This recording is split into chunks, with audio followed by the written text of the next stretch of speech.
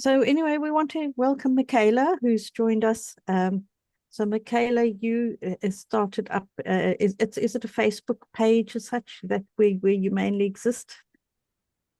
You're muted still. So yeah. If you're on a phone, it's an awful pain. You've got to click on the screen to get your things. Now your camera's gone.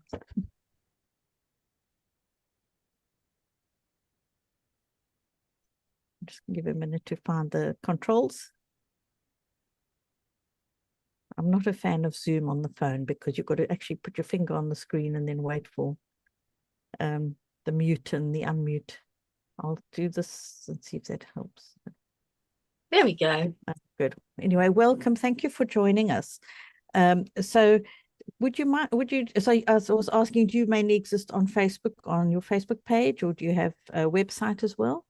Yeah, so I mainly I started out on Facebook mainly because that was the one place where I sort of gravitated to the most. But I am on Instagram and I'm just trying to start up kind of YouTube in a way of being able to bring maybe some parents or some other advocates on to be able to set up somewhere where we can talk in depth, really, rather than kind of me just posting and going through the comment section and kind of communicating that way.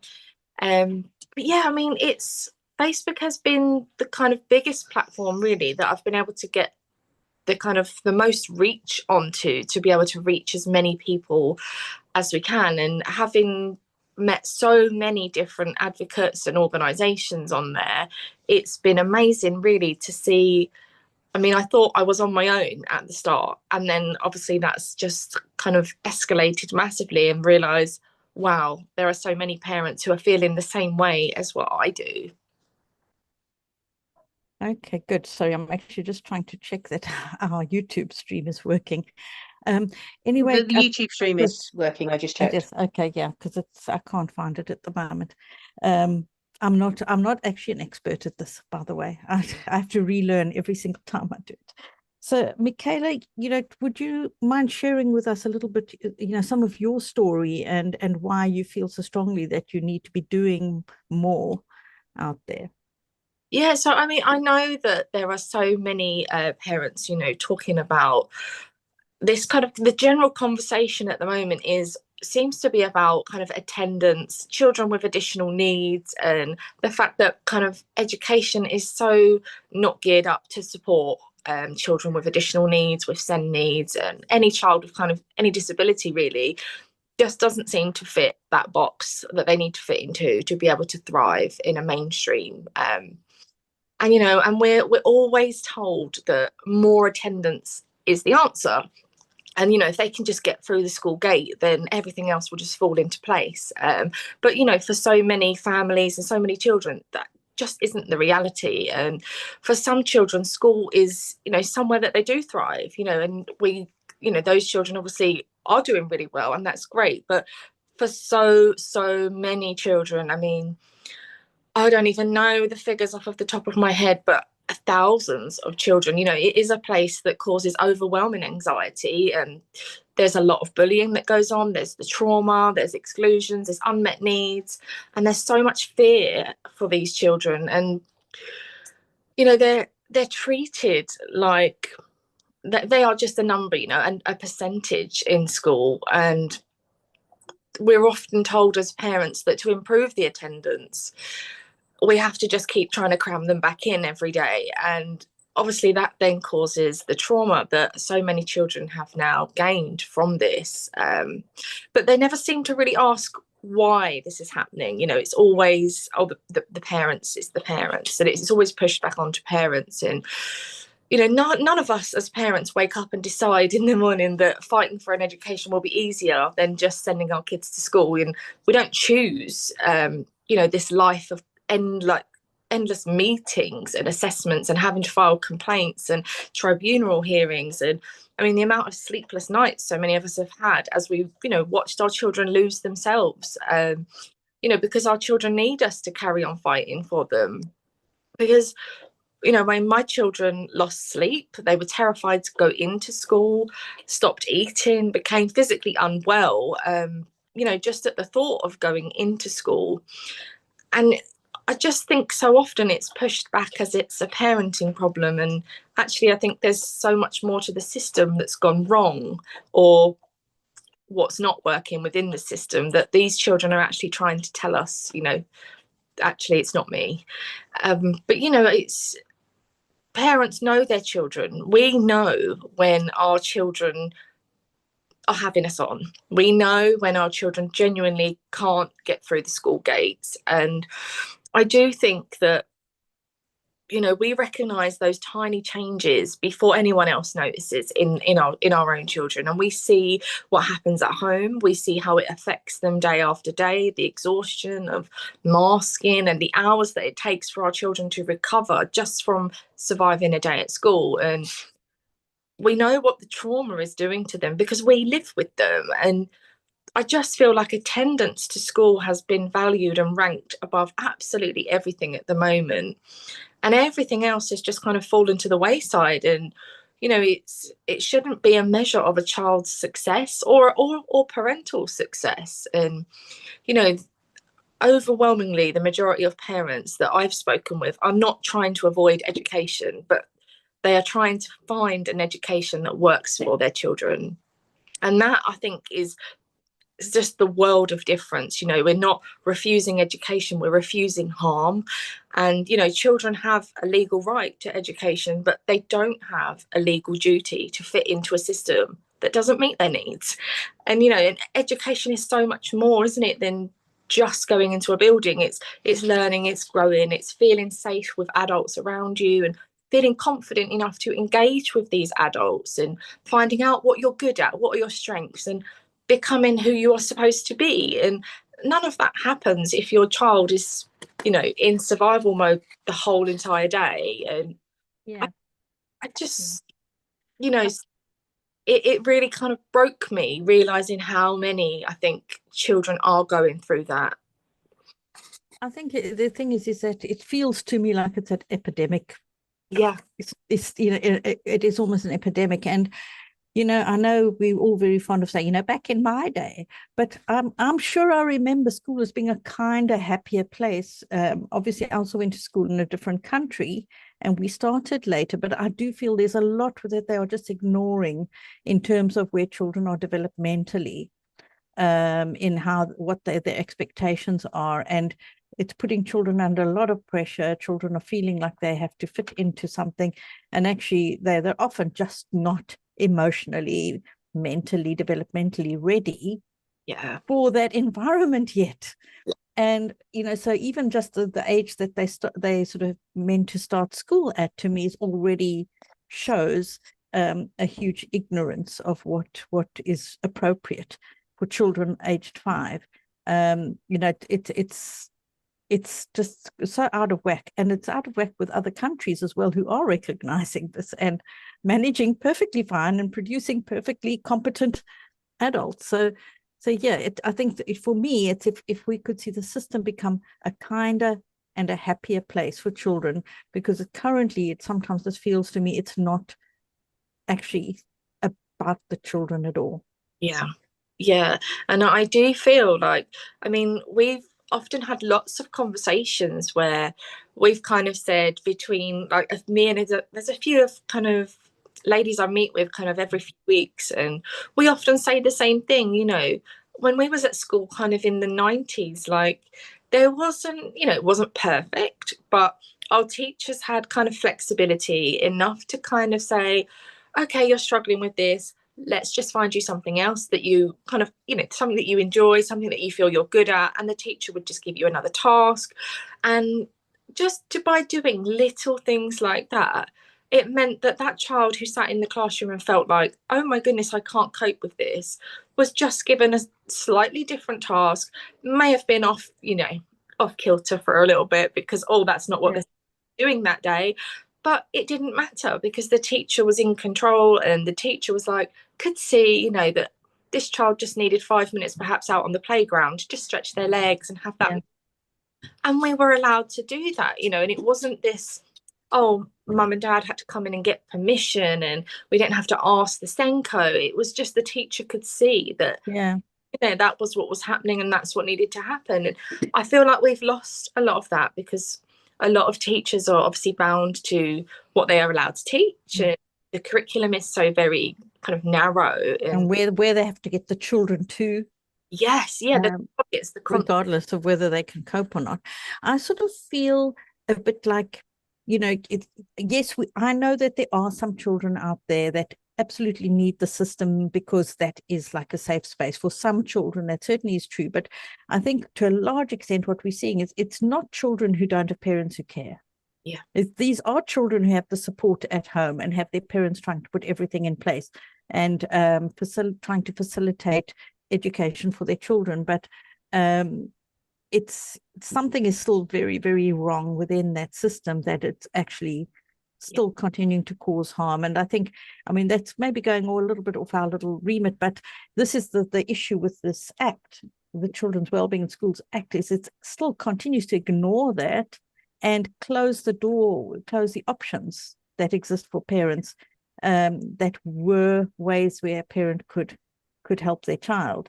If it meant home education, then that was what the parent could do. But some of those little doors and windows they're looking to close them. Those escapes, options for escape. Yeah. Yeah. We found, I mean, with my eldest, if I hadn't have had the option to remove her when I did, I often say I'm not sure if she would still be here at all, because she'd had so much harm and so much trauma, that if I hadn't have had the right to remove her, if we'd have had to have gone to a meeting and to get permission and, all of those things that are in this new act, I genuinely don't know if she would still be here, because she was on the verge, and she'd been in and out for such a long time, and she kept trying, and she was adamant. She wanted to be at school, she wanted it to work, but they just couldn't make that happen. And by the time we said, look, I had to put my foot down and say to her, look, this is damaging you, we can't let any more happen. And then I think she took a step back and she saw the situation for what had really happened, and we kind of sat down and spoke. And I think then she kind of thought, that's not normal for that to happen to people when they go to school. And I think she started realizing herself that actually she wasn't okay.